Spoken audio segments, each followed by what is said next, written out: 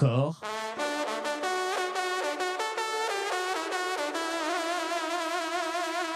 Accord. Accord.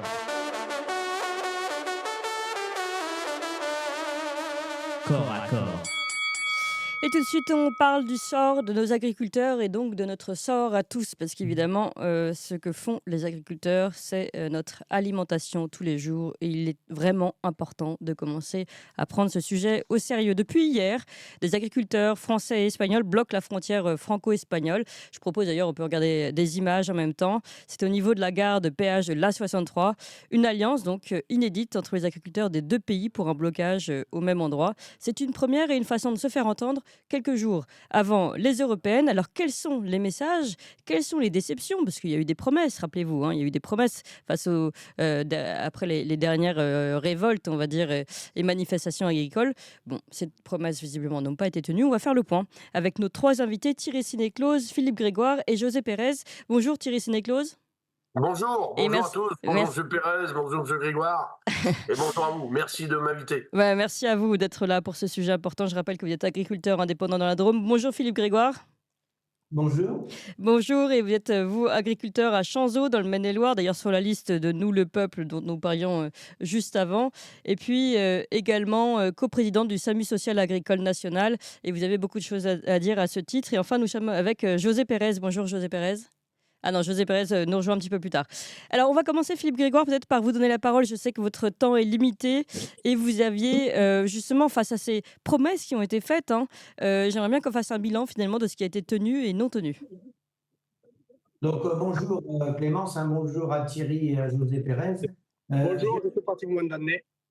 Oui, j'ai réussi à me faire remplacer, donc je vais pouvoir rester un peu plus longtemps, contrairement à ce que j'avais Ah, vu. très bien. Donc, le sujet, si vous voulez, moi c'est la première fois de ma vie que je me présente à une élection européenne. On m'a demandé et j'ai décidé d'aller avec les gens du peuple. La situation est grave, bien sûr, on va revenir à l'agricole, mais elle est grave parce qu'ils veulent faire fédéraliser l'Europe, c'est-à-dire que les États-nations n'auront même plus le droit Oui, au chapitre.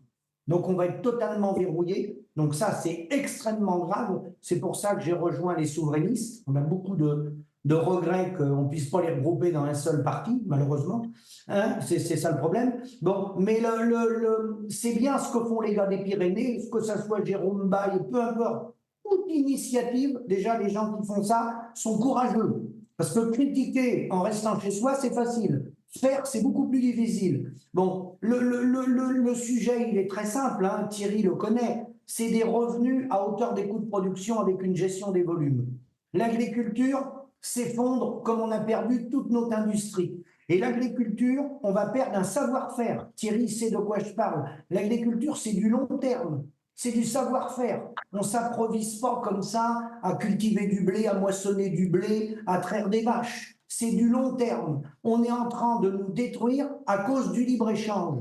Qu'est-ce qui a tenu si on regarde dans le rétroviseur? Oui. Et les politiques sont tous responsables. Hein. Oui. Ça, que ce soit les Républicains, l'UMP, le Parti Socialiste, la Macronie, ils ont tous baigné là-dedans. Oui. Hein. Bon, enfin, C'est sauf que le les dernières promesses, libre-échange. c'est la Macronie. Mais allez-y, oui. Mais on est Tout à d'accord, il y fait. a un passif. Qu'est-ce qui nous a détruit?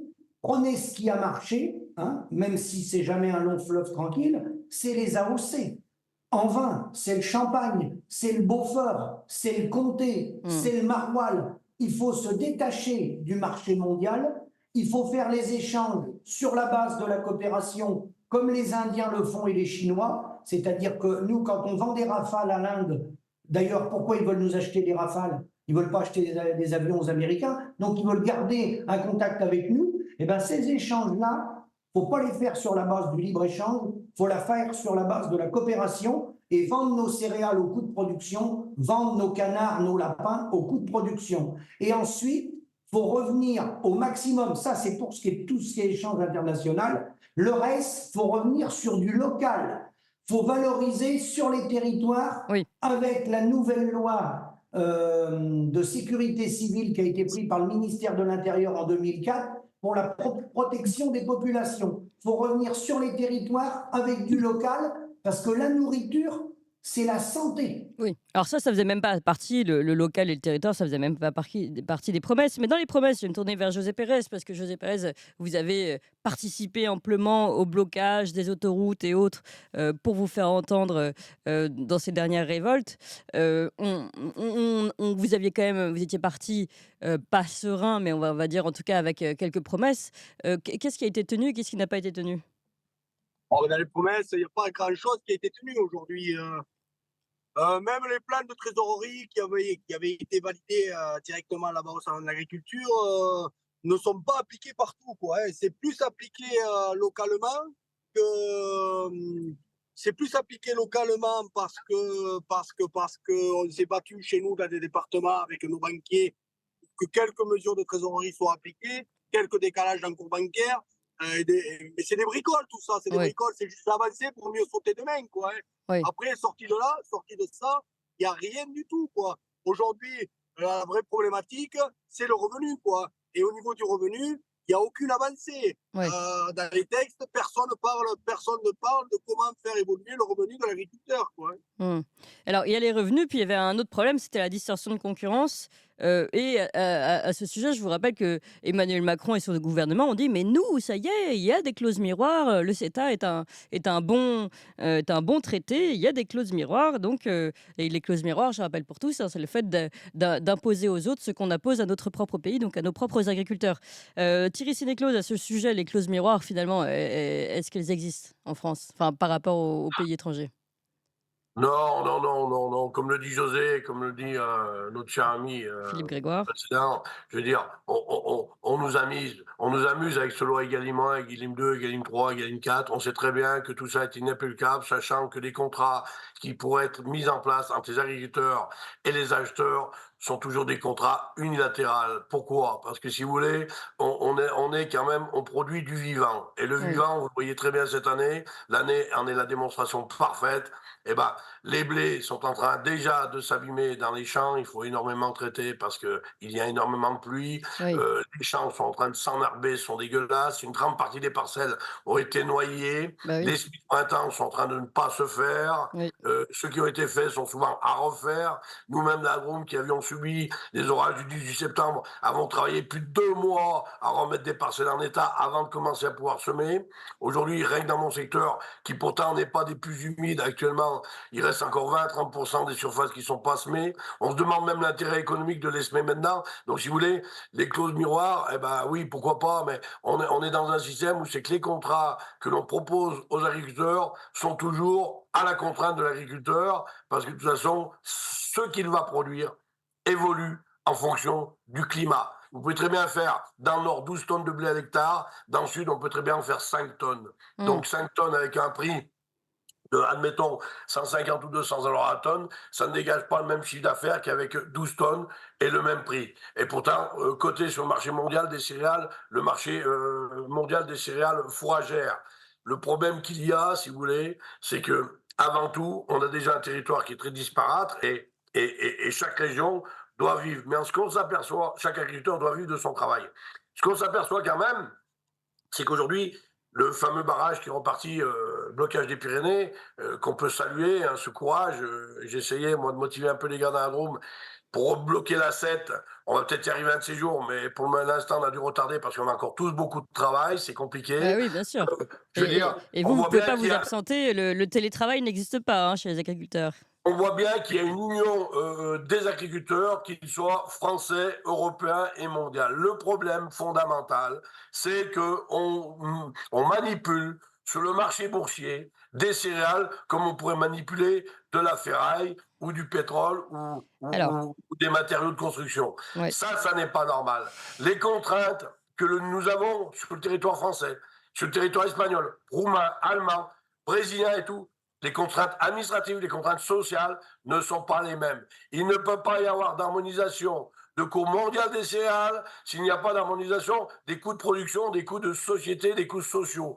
Donc, c'est pour ça qu'il faudrait déjà, je pense, sortir la cotation du prix des céréales du marché de la bourse. On voit tous les jours, ça sautille. En attendant, les prix montent, les prix descendent. Il y en a qui font, sur des entrées et sorties de marché, des fortes plus-values, et le monde agricole, il crève. Et comme je le dis, et on le redit, j'écoutais hier, je crois, Madame Hayet ou Monsieur Attal, qui disaient, mais on ne peut pas, attention, si les Russes, si machin, le prix des céréales va flamber, les gens ne pourront plus acheter du pain. Ce qui constitue le prix du pain en France aujourd'hui n'est pas le prix des céréales. Ça ne représente que quelques pourcents C'est dans le le prix prix de de la baguette. l'énergie, c'est le prix. Oui. Et la baguette, voilà, c'est l'énergie, c'est les charges sociales. Tout ça, c'est à la responsabilité de notre gouvernement. Ouais. C'est Bien tout. sûr. Oui. Donc, Et le Alors, gouvernement, José Pérez, allez-y. et le gouvernement là-dessus, là il a la main par contre sur le prix des céréales, sur nos prix de nos productions. On s'est bien rendu compte que ce gouvernement, il n'a rien, il peut rien faire. Par contre, comme disait monsieur, sur le prix des charges, tout ça, là oui, là ils ont la main. Alors ils ont qu'à faire les choses. Ils ont qu'à baisser les cotisations sociales. Ils ont qu'à refaire un mode de calcul des cotisations MSA pour les agriculteurs. Ils ont qu'à sortir les impôts fonciers. Ils ont la main sur plein de Mais choses. bien sûr. bravo, Plein de José. choses qui pourraient améliorer le revenu. Sortir du marché européen de l'énergie, arrêter de sanctionner la Russie qui nous sanctionne plutôt nous que la Russie. Enfin, on pourrait faire plein de La choses pour récupérer. La MSA, Oui. j'étais sous barrage de la Drôme à Albon, on avait 3 revendications principales, qu'on arrête de nous compter les mètres cubes d'eau, alors qu'en ce moment on est envahi, que les pouvoirs publics ne font aucun investissement pour stocker l'eau, alors que dans nos régions, il pleut énormément toute l'année, et l'eau, elle part à la mer. Mais Oui. on préfère emmerder les agriculteurs plutôt que d'investir dans leur sens. La MSA, on a manifesté à la MSA comme l'ont fait dans d'autres régions. Je l'ai dénoncé. On a eu des agriculteurs pour 23-25 000 euros de revenus qui ont payé jusqu'à 70 000 euros de MSA suite à l'exercice 2021-22. Et donc, continue de payer en 2023. Rien n'a été révisé. La MSA nous a donné des numéros de téléphone pour qu'ils appellent. Il y en a quelques-uns qui sont allés, mais on ne sait même pas y aller parce qu'on ne sait pas comment leur proposer en matière de paiement. Ils ont payé jusqu'à 2 à 3 fois le salaire prélevé. La MSA est en train de spoiler les trésoreries. Ça, c'est du ressort de M. Attal et du gouvernement actuel. De dire stop, on bloque les MSA, plafonner un truc, laissons la trésorerie des agriculteurs. C'est pas Bruxelles, là, c'est pas le cours mondial, c'est encore autre chose. C'est eux, ils en ont le pouvoir. On est en train de spolier les agriculteurs par des charges sociales calculées par rapport aux revenus des exploitations des années précédentes, qui n'étaient finalement qu'un rétablissement de 30 à 40 ans de retard. On l'a dit, on en a fait la démonstration, toutes les personnes sur l'antenne sont d'accord avec moi. C'est-à-dire qu'on a des prix agricoles, on vend nos marchandises au prix d'il y a 40 ans, on a les charges et les contraintes d'aujourd'hui. Et la MSA vous écrit, monsieur, vous payez avant 15, parce que sinon, on va vous mettre l'huissier aux fesses, Oui. etc. Il y en a ras-le-bol.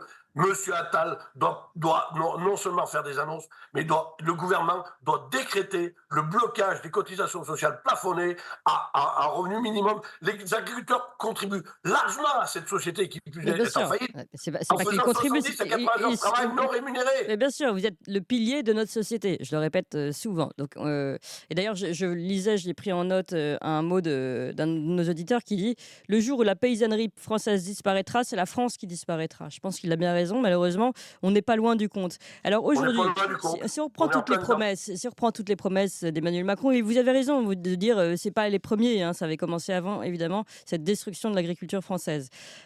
Finalement, si on veut résumer, si on veut aller au cœur du sujet, vous l'avez dit tout à l'heure, je crois que c'est le pot de fer boursier contre le pot de terre agricole. Et tant qu'on ne sera pas sorti de ce marché international boursier, finalement, qui n'a aucun sens, qui n'a aucune valeur, qui ne reconnaît pas la valeur du travail que vous faites et de ce que vous produisez, eh bien, qui peut dire que finalement, des heures de travail, des vaches bien traitées, un lait pris dans les meilleures conditions, eh bien, va d'un seul coup être racheté limite à un prix négatif. Enfin, donc tout ça, c'est du non-sens. Et en fait, mais ça, est-ce que c'est possible? Est-ce que c'est envisageable finalement? Est-ce que vous croyez même qu'aujourd'hui, le gouvernement peut jouer ce jeu-là et se dire, ben, on sort de tout ça et on redonne une vraie valeur? Est-ce que vous faites...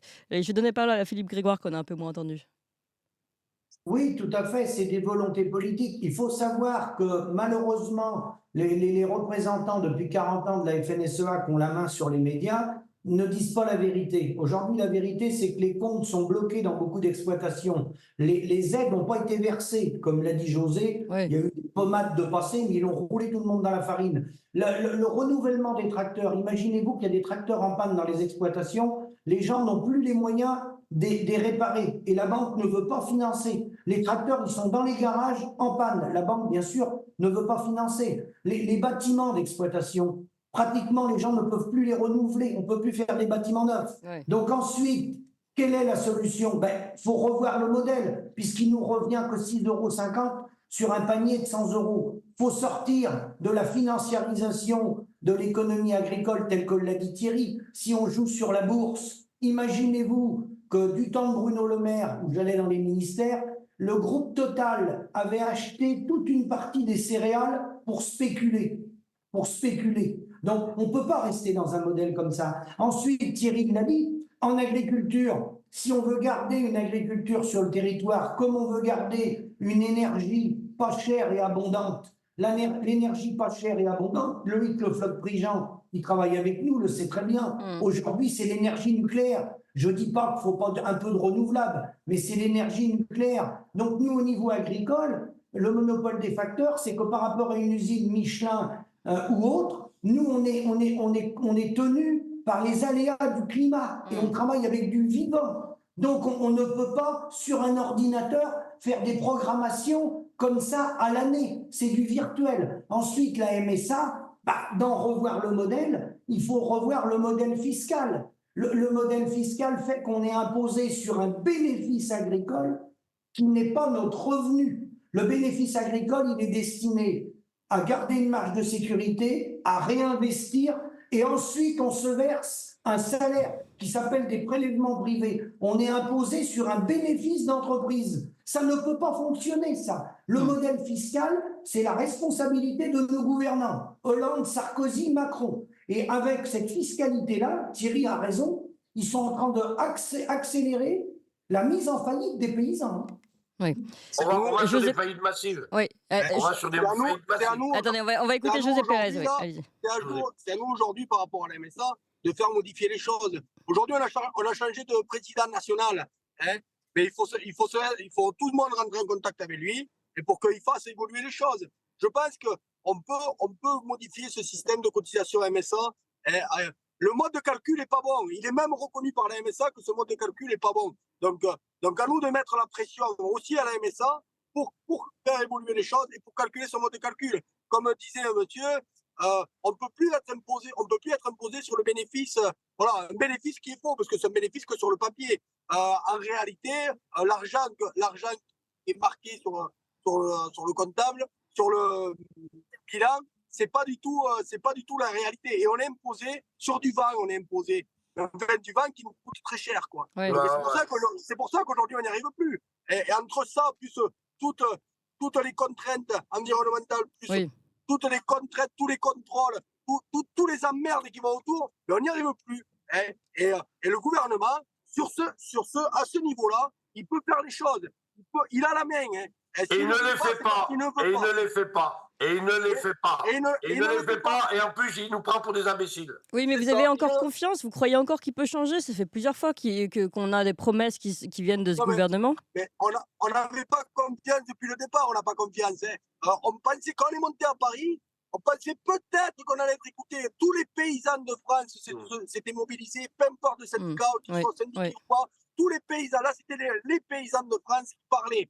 Putain, et si ce gouvernement n'est pas capable d'écouter ces paysans, eh bien là, on a vu qu'il n'en est pas capable et qu'il ne veut surtout pas les écouter. Donc, le gouvernement se moque royalement de ces paysans. Hein. Il devait rabaisser les contrôles. Aujourd'hui, là, ce matin, on va à Auch là, soutenir un paysan qui doit aller à l'OFB suite à un contrôle de la police de l'environnement. Tout ça, ça devait être réglé. Et aujourd'hui, c'est le ministre de l'Agriculture, le ministre de l'écologie lui-même, qui a lancé la procédure au niveau du procureur pour qu'il soit auditionné. Mais enfin, on va où là? Et c'est ça qu'on veut en France, c'est cette agriculture qu'on veut en France. Non, mais en fait, c'est sans fin, il faut arrêter. Il faut les dégommer. On va dégommer. Il va falloir dégommer. Il y en a marre. Allez-y, Thierry, c'est l'éclosion, on vous écoute. Il y en a marre. Voilà. Écoutez, comme vous le savez, on s'est rendu avec mon collègue Michael Champet. Nous étions tous deux au blocage de la 7 à Albon. Nous avions fait une cagnotte quand nous avions appris le décès de Alexandra et Camille. Et nous sommes rendus ce vendredi à Pamiers, enfin à Thiriette, à côté de la commune, reçu par le maire pour remettre cette petite cagnotte. Un montant bien, mais bon, c'est pas le montant qui compte, c'est le geste. Et on a été reçu par On était reçus par Jean-Michel Sonac, son papa, sa maman, son papa qui est affecté aussi par une maladie respiratoire, et la petite fille Lucie qui a 9 ans. Et on a passé 3 heures à la maison, il a insisté pour qu'on reste à déjeuner avec lui. Et j'ai compris, parce que bon, bah, on essaye de comprendre vite, on le sait d'ailleurs, on est des gens du métier, donc on sait. J'ai compris que la sincérité de cette famille et le drame qui les avait traversés. Et justement, Monsieur Attal, qui était venu rejoindre Monsieur Jérôme Bel, Mmh. avait lu personnellement qu'il allait très vite mettre en place quelque chose pour justement la MHE, par exemple, la maladie hémorragique épizootique. Et bah, Jean-Michel m'a convié qu'avec 10 bêtes malades, il n'avait rien touché alors qu'il engageait encore et toujours les frais de vétérinaire. Mmh. Qui devait, et ça je m'adresse aux ligues de protection des animaux environnementales et écologistes, qu'il avec ses parents, il défeuillait la luzerne pour nourrir les bêtes, pour pas qu'elles leur donnent des tiges, parce que comme ils ont les joues asséchées, les lèvres asséchées, tout ça, elles peuvent pas mâcher. Et donc, il défeuillait la luzerne, et il a sauvé 10 bêtes qui ont été affectées. Mmh. Je crois que c'est un exemple de vie, c'est une leçon de morale qu'on ne doit pas oublier. Et j'en profite, puisque j'ai l'antenne, pour dire que j'ai lancé une cagnotte Litchi, là, parce que j'ai compris qu'on devait faire bien plus pour Jean-Michel, pour sa fille qui a glissé à Michael lors d'une petite sortie dans la cour. Il a emmené fait un petit tour de ferme en disant, bah, Lucie, 9 ans, a dit, je veux pas que les vaches de mon papa, elles partent. Je veux élever des vaches. Voilà où c'est qu'on en est, la France de Mmh. Monsieur Attal, la France de Monsieur Macron, la France de Monsieur Le Maire, la France du mensonge, de la gouvernance de la trahison. Et moi, je le dis, je sais que José et mon collègue, José à ce Pérez. moment, Oui. Monsieur Grégoire me rejoindra, et beaucoup de Français. Je crois qu'il faut botter le cul à ces gens, parce que de toute façon, ils nous prennent pour des imbéciles, ils nous manipulent, et l'agriculture est vraiment dans une situation financière difficile. Mmh. Je vais vous dire, j'avais annoncé il y a quelque temps sur Facebook des chutes de production de 30 à 40%. La Russie est en train de perdre 40 millions de tonnes de céréales parce qu'il y a la sécheresse en Russie. Ils vont passer de 120 millions à 80 millions. L'Europe de l'Ouest est très affectée par les inondations et tout ça et les retards de semis. On fait du goudron aujourd'hui, on fait du goudron le 15 janvier, on fait du goudron au mois de décembre, au mois d'août, mais on ne sème pas des céréales toute l'année, et les céréales qui sont semées maintenant sont très loin d'assurer une rentabilité aux agriculteurs. Je dirais au contraire, elles vont même creuser la dette. Nous, il nous reste encore une vingtaine d'hectares de tonnes à semer. On n'a même plus envie. J'ai des collègues qui étaient avec moi sur les barrages, un jeune de 27 ans, il a tout plaqué. Il met en herbe pour finir la saison, son père met en herbe, ils ne savent même pas qu'ils vont vendre d'herbe, tant pis. Ils n'ont plus envie d'en blâmer. Avec les méthaniseurs, cette politique Mmh. parallèle, bidon, parce que les agriculteurs ne sont pas là pour faire du méthane, mais bon, tant mieux si ça peut aider quelques agriculteurs temporairement, mais on nous a manipulés depuis des décennies pour ne pas répondre à la problématique des prix agricoles. On a dit, faites du bio. Le bio, c'est formidable, ça sort bien. Les gars, ils sont tous HS, ils sont tenus par perfusion. Il n'y a pas de marché. Après, on a dit, faites du méthane. Pas de problème, les gars, méthaniseurs, regardez, ils s'en sortent bien. C'est rocambolesque. Maintenant, on nous dit, faites de l'agrovoltaïsme. On va tourner avec des moissonneuses autour des panneaux solaires. Pourquoi pas? Mais on marche sur la tête. Et en face, on nous fout des mondialistes qui nous écrasent avec des milliards de tonnes à des prix défiant toute concurrence, sans MSA, sans charge sociale, sans rien. Oui. Et on marche sur la tête. Donc moi, je le redis, voilà. Oui. Monsieur Attal, Et comme Monsieur vous le dites, maire, oui. Monsieur Macron, vous êtes des vendus. Vous êtes des tordus. Le peuple va vous sortir. Et en plus, José Pérez. Et en plus pour le bio là, dans la loi, ils veulent qu'il y ait plus de bio, alors que le marché bio s'est effondré. Vous voyez, c'est une politique qui va à contre-courant et à contre-sens. Ils poussent les agriculteurs à faire de la conversion bio, alors que le marché n'y est plus. Aujourd'hui, on a plein de producteurs qui sont en bio, qui ne savent pas ce qu'ils vont faire de leur production et qui arrêtent. Et à côté de ça, la politique, le gouvernement pousse à faire du bio. Donc moi j'ai l'impression qu'on nous pousse à aller dans le trou. Vous voyez, il y a le trou qui est ouvert. Et allez-y, vous allez tous tomber dedans. Après l'autre, on va tous vous éliminer. Et j'ai l'impression qu'on a aujourd'hui de la politique de ce pays pour l'agriculture française. Alors j'allais dire le bio, au moins, on vous pousse à faire encore de l'agriculture, alors que du méthane ou je ne sais plus trop quoi, à chaque fois, là, c'est comme vous l'avez dit, c'est une économie parallèle. C'est oublier votre travail principal qui est quand même, selon moi, suffisamment important euh, et je veux dire primordial pour nous tous, stratégique, pour que vous ayez à vous embêter normalement, à aller faire autre chose derrière. Et puis, je rappelle que le méthane, ça se fait pas comme ça. Il faut évidemment investir très très Oui. cher dans une, je sais plus comment ça s'appelle là, un truc de méthaniseur. Méthaniseurs, Oui. les tracteurs, les Mais remorques, les si on gagnait bien notre vie, si l'agriculteur gagnait sa vie décemment de son travail, de ses productions, vous croyez qu'on s'embêterait à mettre des panneaux photovoltaïques ou de l'agrivoltaïque? Vous croyez qu'on ferait des méthaniseurs? Non. Le problème, c'est qu'aujourd'hui, il faut s'orienter vers d'autres branches et qui, elles, payent. Mais même si ça va contre l'agriculture, Oui, malheureusement. oui, oui. Non, mais on comprend bien, vous êtes obligé. Mais aujourd'hui, voilà, on est dans un pays de déproduction. On déproduit et on nous pousse à déproduire. Oui. Ne serait-ce que la PAC. Et aujourd'hui, l'imposition, l'obligation des jachères. On est obligé de laisser des jachères sur nos exploitations, sur des terres où on pourrait faire du maïs, du blé ou peu importe quoi. Et ben non, on est obligé de mettre des jachères. Donc, c'est de la déproduction. Ça, c'est la première chose. Alors, oui. Ça, et ça, aujourd'hui, reflète le total. Ouais.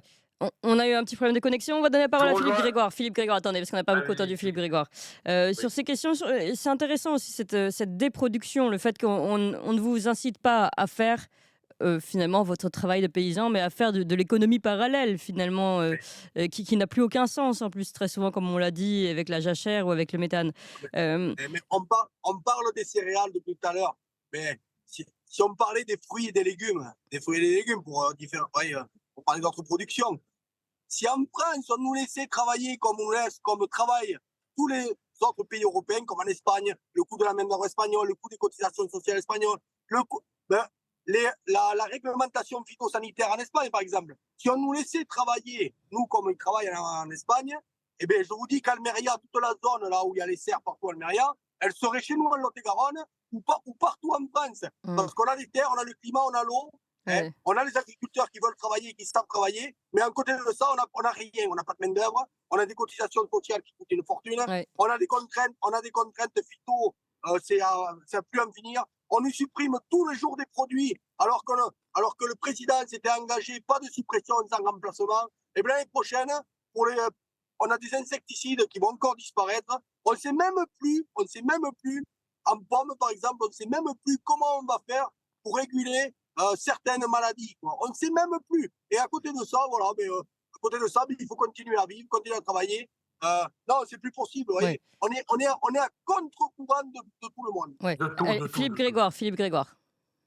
Oui, ben, si vous voulez, comme l'ont dit les collègues, le problème, c'est quand même le mépris du gouvernement, des gouvernements, où quand même les agriculteurs sont considérés comme des esclaves, comme des petits soldats au bottes de l'agroalimentaire. Et après, bien sûr, ils n'ont même pas été capables d'harmoniser les normes. Ça, enfin, je veux dire, si on n'a pas le même code de la route de chez Thierry dans la Drôme à venir chez moi dans le Maine-et-Loire, on va dire, attends, on ne peut pas avoir deux codes de la route. Donc ça devrait même pas être une question. C'est le bon sens. Donc ensuite, le commerce, ce qui nous broie, c'est le mode du commerce, c'est le libre-échange qui nous broie. Il faut qu'il se fasse sur la base de la coopération avec le respect, bien sûr, des normes et des normes sociales et environnementales, pas qu'environnementales. Et après, j'ai vu beaucoup de mensonges dans la campagne, de Valérie Ayé, Glucksmann, enfin tous ceux qui posent beaucoup à la télé. Hein. Ils disent on ne peut pas sortir de l'Union européenne, il faut rester dans ce modèle-là, car on exporte. Alors, il faut savoir que la balance, elle est de plus 5, tout confondu, mais le vin, on est à plus 17, les céréales, on est à plus 10, les produits laitiers, on est à plus 1,3, mais au global, il est mauvais le système, parce que même ceux qui exportent, si on enlève le champagne, des choses comme ça, c'est pas parce qu'on va exporter de la viande ou des porcs que l'agriculteur, il gagne de l'argent. Hein. C'est la coopérative, l'industriel qui exporte, qui gagne de l'argent, mais pas l'agriculteur. Et les fruits, on est à moins 71, les légumes, moins 28, les poulets, moins 50, les moutons, moins 60. Ben, je veux dire, c'est un modèle qui est mort. Et Thierry l'a dit tout à l'heure, on nous demande, on est dans la financiarisation Oui. de l'économie mondialisée, on nous demande de produire à un prix mondial. Un exemple, on connaît un producteur qui vend ses bananes 2 euros les 100 kilos, 2 euros les 100 kilos. 2 euros les 100 En conventionnel, donc je vous mets au défi, Bien vous sûr. pouvez enlever toutes les normes, tout ça. Bon voilà, Ouais, évidemment. donc, le gars, il vit dans une cabane, hein, il n'a pas une cuisine incorporée. Bon, donc si vous voulez, ce qui nous détruit, c'est ça, parce que nos partenaires, Thierry va savoir de quoi je parle, Mm. le vétérinaire, les chambres d'agriculture, eux, ils sont sur un produit intérieur brut territorialisé. C'est-à-dire, vous avez parlé des méthaniseurs, des centrales photovoltaïques, ils ont l'exclusivité via la FNSEA pour faire les études, mais eux, quand ils font les études, ils ne sont pas au prix polonais, hein, ou au prix du Kazakhstan. Le gars qui vous vend les engrais, le gars qui vend les tracteurs, Bah évidemment, eux, il ne travaille pas au prix d'un Indien, lui. Ouais. Par contre, il va venir chez Thierry dans la cour et il va dire à Thierry, bah, les céréales elles valent 140 euros en Inde. Il faut qu'on te les achète 140 euros. Et ben ça, Alors, plus fort. Excuse-moi. Alors, allez, le mot de la fin pour Thierry Sénéclose. De toute façon, on va devoir Juste la conclure. réponse, excuse-moi, le plus fort, c'est que moi j'ai croisé au salon de l'agriculture nombreuses personnes, y compris des Maliens, une personne que j'avais rencontrée quelques jours avant qui est venue me rejoindre, y compris un Algérien.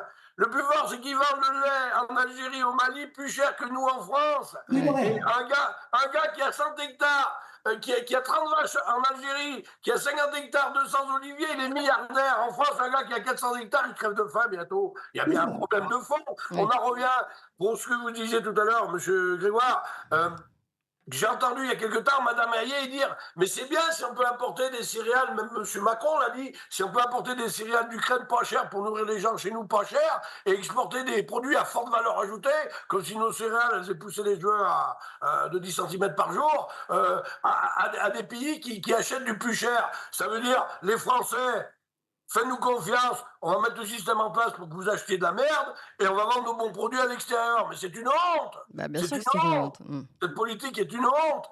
Et de manière générale, moi je le dis aujourd'hui, d'ailleurs, on va pas rentrer parce que c'est encore un autre débat, on pourra le faire un autre jour, pourquoi pas, peut-être après les élections européennes, comme ça permettra de dire, vous n'avez pas influencé les chiffres, mais les chiffres, ils sont ce qu'ils sont, et puis on verra bien après le 9 juin ce qui va se passer, mais en tout cas, ceux qui vont arriver en bout, il va falloir qu'ils changent les choses, parce que je crois que les agriculteurs aujourd'hui sont fatigués de cette politique, il y a encore les Jeux Olympiques là derrière, mais tout par un coup, moi je pense que les gens vont vraiment perdre la boussole et vont mettre le pied à l'envers. Il n'y a pas d'autre solution. Ouais. On est au bord d'une guerre civile. Les campagnes sont ruinées. Les agriculteurs sont peuvent ruinés. passer. Vous pensez que les agriculteurs, ce sera ma dernière question à vous tous, mais vraiment en un mot, peuvent passer à une manifestation plus sérieuse et plus énervée? Bien entendu, c'est ce qui va se passer. Vous voyez, aujourd'hui, tout le monde bosse. Tout le monde, on est dans nos, voilà. On essaye de faire notre campagne parce que les paysans, mais voilà, notre objectif, c'est semer, c'est produire, et on essaye, et s'en sortir. On va passer la campagne. Moi, quand on va arriver au mois d'octobre, là, qu'on va faire le point, hein, et qu'on va voir qu'il va en manquer encore plus qu'il en manquait fin de l'année dernière, je pense que ce qui va se passer dans ce pays, ce qui s'est passé l'année dernière, ça va être des pacotilles à côté de ce qui va arriver là au mois d'octobre, au mois de novembre. C'est pas possible autrement. Et on va tous déposer les bilans les uns après les autres. C'est pas possible qu'il ne se passe rien. Et ce qui va se passer, ça va être le chaos. Voilà, moi je vous le dis quoi. Mais il le faut. Allez. Il le faut. Oui. S'il faut arriver au chaos pour se faire entendre, pour une fois, ça ne sera pas les gens des banlieues, ça ne sera pas les gens d'Airbus qui, avec quelques heures de blocage, ont obtenu quand même 25% d'augmentation de salaire. Alors ce sont des gens déjà, les contrôleurs aériens, à 5-6 000 balles par mois. Nous, on n'a pas de prime JO, nous. Les agriculteurs, ils travaillent, ils font leur travail, ils manifestent après, et pourtant, beaucoup ne sont pas payés. Ce pays, cette chose doit changer. Oui. Ça n'est pas le prix du blé qui fait le prix du pain. J'avais donné l'exemple de la Madeleine, où dans laquelle il y avait 400 euros la tonne de fourniture et la Madeleine était vendue 19 400 euros. Est-ce qu'entre les deux, il n'y a pas quelque chose à faire? Bien sûr. Allez, bon courage en tout cas à vous trois. On est vraiment de tout cœur avec vous. Vous le savez, Tocsin soutient particulièrement, je l'ai dit, vous êtes Allez. nos piliers et on est de tout cœur avec vous. S'il vous plaît, s'il vous plaît, Oui. s'il vous plaît, s'il vous plaît, pensez, À votre cagnotte. j'appelle les citoyens à penser à la cagnotte Jean-Michel Sonac. C'est- Tout à fait. Litchi, Allez. s'il Ah, vous plaît. Un Cagnotte dernier mot. Litchi, Jean-Michel Sonac de Thierry Sénéclose, Philippe Grégoire, un dernier mot très rapidement. Un dernier mot, si vous voulez. Un pays, soit il a des chefs d'État dignes de ce nom. Vous savez qu'aujourd'hui, au niveau géopolitique, il y a les BRICS, il y a Oui. les Américains, il y a nous, l'Union européenne. Les Américains, quand ils envoient des négociateurs aux négociations, ils négocient pas l'agriculture, ils négocient l'arme alimentaire. Le jour où on aura perdu l'arme alimentaire, croyez-moi que vous enverrez même plus les pompiers et vous irez pas vous faire opérer, pardon. Parce qu'à